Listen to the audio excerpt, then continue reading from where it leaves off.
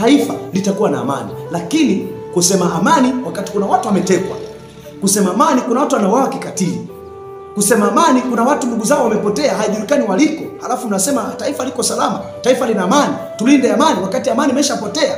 Hii haitatufikisha mahala viongozi. Mnajua hii haitatufikisha mahala. Hata hao wanaosema amani amani amani hawajatekewa watoto wao, ndio maana wana ujasiri wa kusema maneno. Lakini sisi ambao tunasoma Biblia inatufundisha tuwe na utu na binadamu. Tunasema hivi, mpaka hapa watu kupotea hivi, bado hatuna amani. Tutafute amani. Imepotea wapi? Kwa nini kuna ubaya unaoendelea? Kwa nini kuna uovu unaoendelea? Wasikilizeni watumishi wa Mungu. Wasikilizeni wanaokuwa wanashauri taifa, hata kama kwa maneno makali. Nia iliyo ndani ya maneno yao, itazameni sana hiyo, itendeni kazi. Msiwafunge na kuwafungulia kesi na kuwateka na kuwapoteza. Kabla sijaendelea, nikuletee kisa hiki.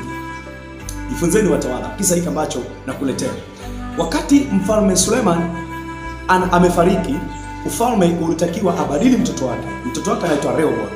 Wakati Rehoboam anainuka kukalia kiti cha baba yake, wananchi wa taifa lile walimwendea wakijaribu kupeleka maombi kwamba mfalme aliyepita ambaye ni Suleiman alitutwisha kongwa zito, limetulemea, tumeteseka sana kulipa kodi, tumeteseka sana kwa sheria nyingi zinazotukandamiza, lakini tunakuomba mfalme utupunguzie ili kongwa ambalo baba yako alitutwisha. Baada ya habari zile, Rehoboam alienda kuwaita wale wazee washauri waliokuwa chini ya mfalme Suleiman baba yake. Wale wazee wakamwambia, mfalme, ili ufalme wako uwe wa miaka mingi, wasikilize wananchi wanachokitaka, ongea nao kwa upole, kwa maneno laini, wasikilize haja yao, utaishi milele katika kiti chako cha ufalme. Baada ya kutoka pale, Rehoboam akawatafuta vijana walika lake, akaenda kuwauliza ushauri. Nyie vijana, wewe masela, wananchi wamekuja, wanaomba nipunguze kongo ambalo baba yangu aliwatwisha, wanataka niwalegezee tozo, nilegeze sheria kandamizi, niondoe, nishushe baadhi ya vitu ili wawe na unafuu wa kimaisha. Nyie vijana mnanishauri vipi? Wale vijana wakamwambia hivi, tunachokushauri sisi kama vijana wenzio, nenda kawaambie hivi, kidole changu cha mwisho ni kinene kupita kiuno cha babangu. Babangu aliwapiga kwa fimbo, mimi nitawapiga kwa mijeredi yenye ndoano. Kijana akatoka pale ambaye ni Rehoboam. Siku ya tatu yake ambapo wananchi waliahidi kuwepo naye pale ili kupokea majibu ya ombi lao, basi mfalme akasimama, mfalme kijana ambaye ni Rehoboam mtoto wa Suleiman, akasema hivi, kidole changu cha mwisho ni kinene sana kupita kiuno cha babangu. Babangu aliwapiga kwa fimbo, mimi nitawapiga kwa mijeledi. Kwa zile kauli za kuumiza, watu waliona hatuna tumaini tena katika ufalme huu. Watu wakaondoka pale wakasema, tuna nini tena basi katika nyumba ya Daudi? Hatuna cheto. Basi kila mtu ajipiganie maisha. Waliondoka pale, wananchi wote wakatawanyika. Walipotoka pale wakaenda kumsimamisha mtu mmoja anaitwa Yeroboam.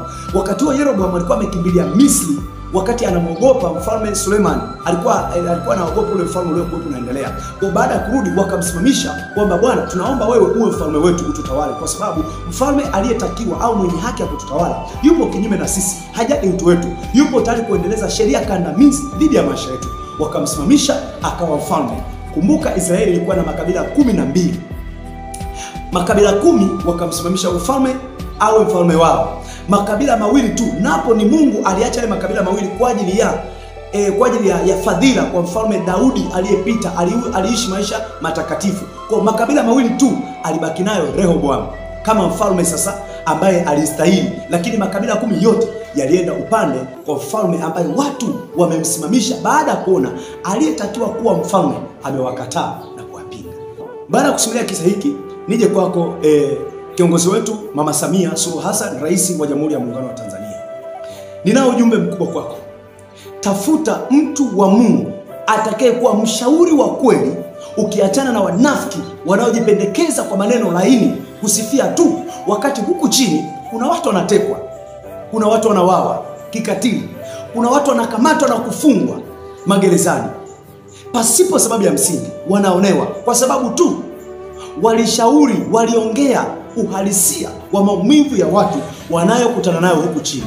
Mimi ushauri wangu mkubwa kwako na watawala wengine wote mnayenisikiliza, hata kama hayatafika kwa Mheshimiwa Rais Samia, lakini watawala wote na viongozi mnayenisikiliza, tafuteni mtu wa Mungu katika nchi anayezungumza ukweli pasipo kuogopa mtu, pasipo kuogopa cheo cha mtu, anayezungumza uhalisia, mambo yalitakiwa yaweje.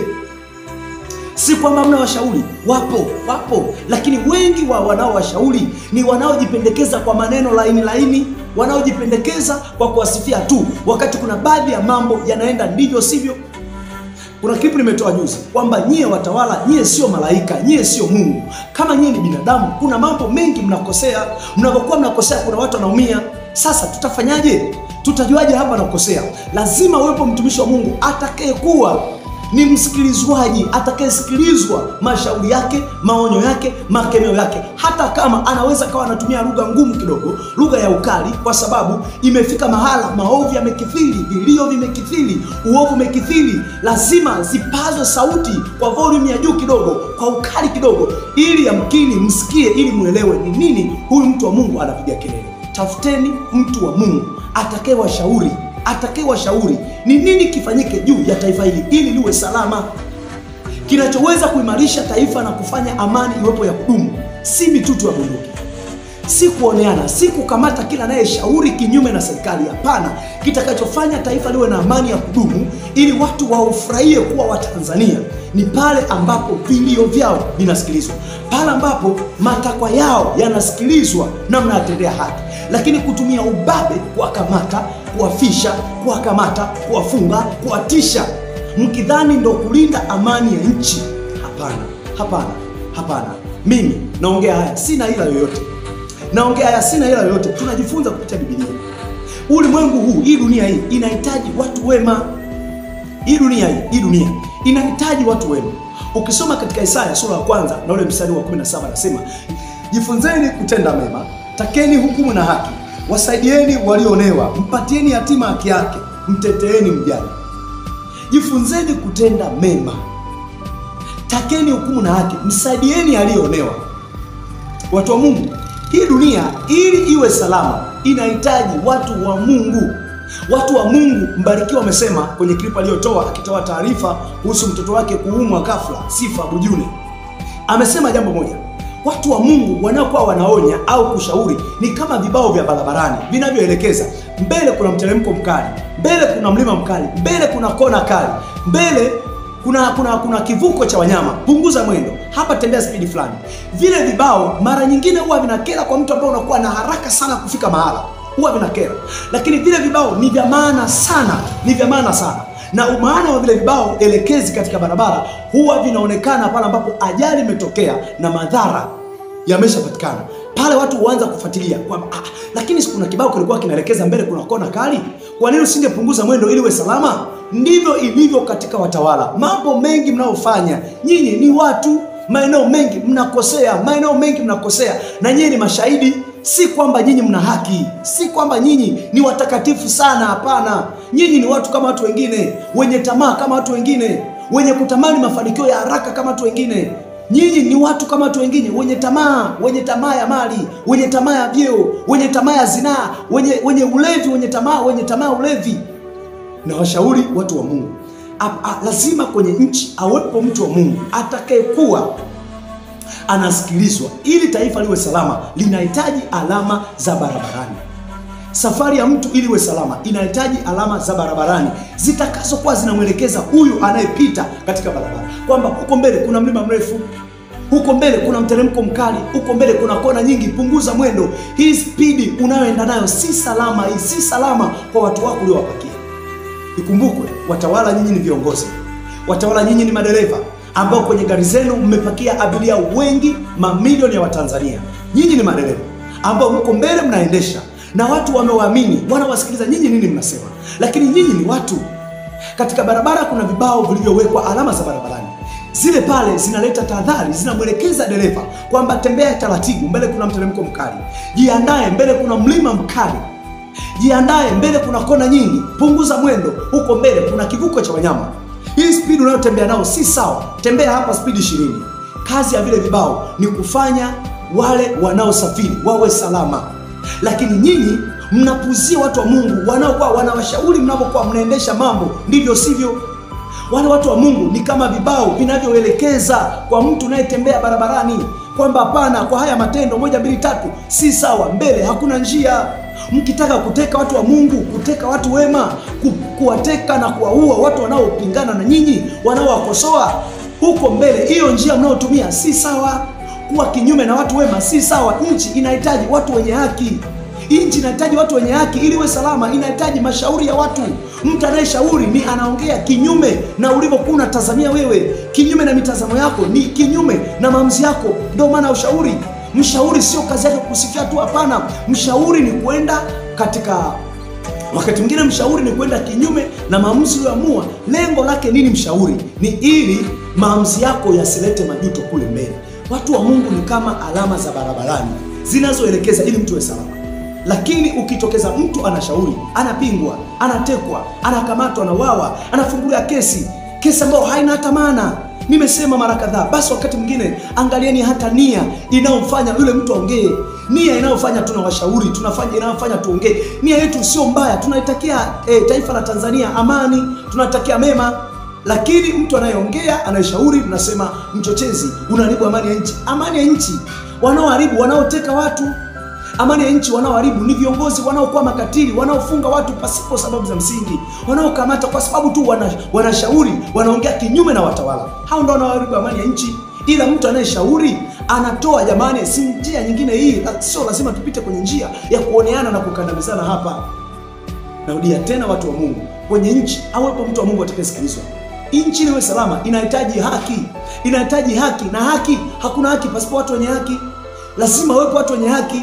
Lakini wengi wanaowasifia, wanaowashauri ni wanaowasifia tu. Hao wote wanajipendekeza ili wapate vyeo, wapate upendeleo fulani. Wakifanya makosa watachukuliwa hatua. Kwa sababu nini? Ni mapapeti fulani, ni majitu fulani, ni majitu ambayo yanawasifia tu, ni kama machawa. Wao ni kuwasifia tu hata kama mambo yanaharibika. Lakini mtu wa haki atasimama katika kweli tu, hata kama maneno yake yanakuwa muda mwingine sio mazuri. Maneno yake wakati mwingine yanakuwa na ukali kutokana na madhara ya makosa unayokuwa umeyafanya, yanakuwa na ukali. Lakini msiwachukulie hao watu ni maadui. Hao watu wanatimiza maelekezo ya Biblia. Pasipo mashauri taifa huanguka. Kwa wingi wa mashauri huja wokovu. Nchi bila haki itaanguka. Haki peke yake ndio inafanya taifa lianguke. Nchi inahitaji watu wenye haki. Kazini kwako unahitaji watu wenye haki. Watu watakao kuwa waaminifu, watu watakao kuwa sio waongo. Lakini kama mnao watu wema, mwisho wa siku watakao baki ni watu wabaya.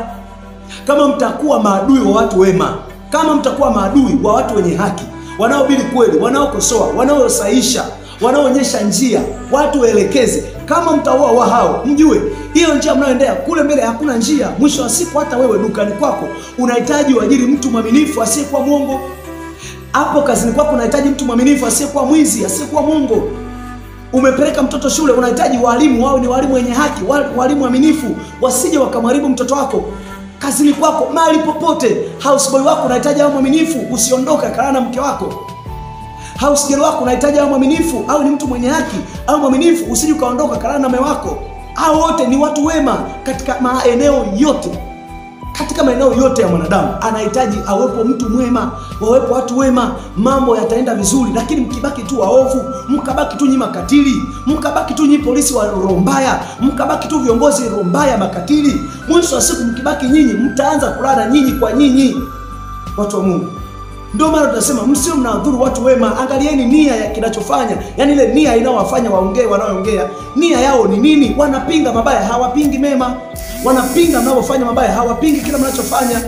Lakini tukishauri hivi mnatuona wabaya. Watu wa Mungu, na wasi tena na tena, na wasi tena na tena, itazameni nia iliyopo kwa watu wa Mungu wa kweli.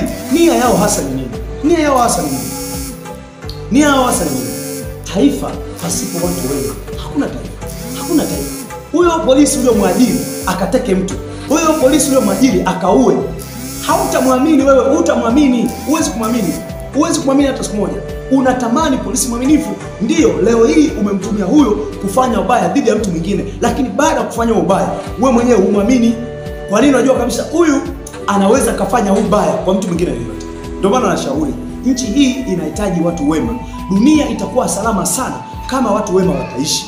Kama watu wema wataishi, nchi itakuwa salama. Lakini hii namna inayoendelea katika nchi Hapana. Viongozi, hapana. Tafuteni namna mambo yasiwe hivi. Ndio maana tunapiga kelele. Sio kwamba tunapenda, tunajua tunaongea ni hatari sana, ni hatari sana. Katika huu muda tunao ni hatari sana. Lakini tunafanya hivi kwa sababu amani inalindwa kwa haki. Amani halindwi kwa mitutu ya bunduki, halindwi kwa ubabe. Amani inalindwa kwa haki. Viongozi mnapokuwa mnasimamia haki, mnatenda haki, mnawasikiliza watu wanaolalamika, vilio vyao, malalamiko yao ni yapi, mnajali utu wa mtu mwingine. Mtu amepotea, unaumia, ni kama mtoto wako angepotea, ungejisikiaje? Vile ambavyo namna ungejisikia mtoto wako akipotea, kaka wako angepotea, baba wako angepotea, rafiki yako angepotea, basi jisikie hivyo hata mwananchi mwingine anapokuwa anapotea, hata kama si wa chama chako, si wa kabila lako, si ndugu yako. Jisikie hivyo, yale maumivu ambavyo ungeumia mtoto wako angetekwa, umia hivyo hata kwa mtu mwingine. Nchi ingekuwa salama kwa sababu viongozi mnasimamia haki. Lakini hii ya haki mdomoni, haki mdomoni, haki mdomoni, lakini kwenye matendo hapana. Haki mdomoni, lakini kwenye vitendo hapana. Mambo yasiwe hivyo, watu wa Mungu.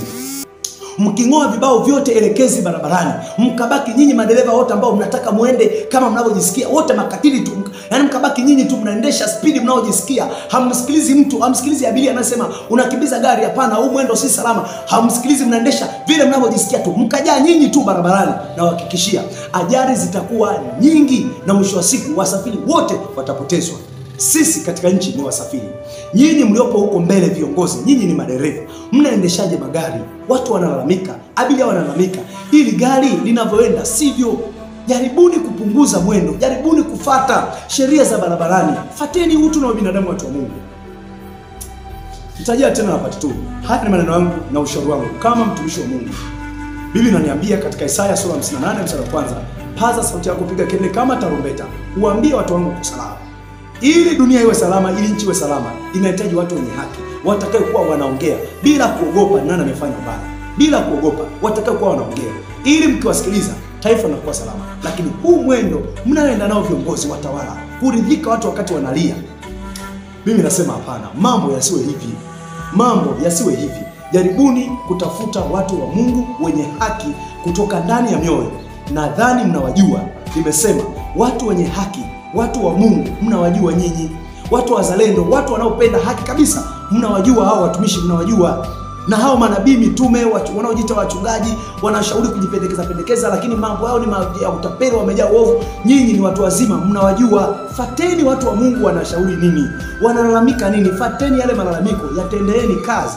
Taifa litakuwa salama, taifa litakuwa na amani. Lakini kusema amani wakati kuna watu wametekwa, kusema amani kuna watu wanauawa kikatili, kusema amani kuna watu ndugu zao wamepotea, haijulikani waliko, halafu unasema taifa liko salama, taifa lina amani, tulinde amani, wakati amani imeshapotea. Hii haitatufikisha mahala viongozi. Hii haitatufikisha mahala. Hata hao wanaosema amani amani amani hawajatekewa watoto wao, ndio maana wana ujasiri wa kusema maneno.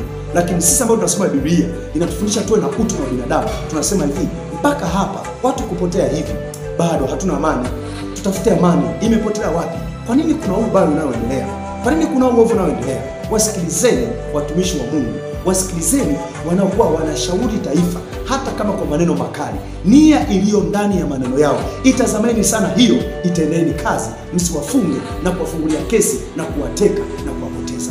Mungu awabariki sana. Natumai maombi haya kwa jina la Yesu yatafika kwa baadhi ya watu, na Mungu awajalie kubadilika na kutendea kazi ushauri kama huu usio na hila wala uovu wowote. Mungu awasaidie sana.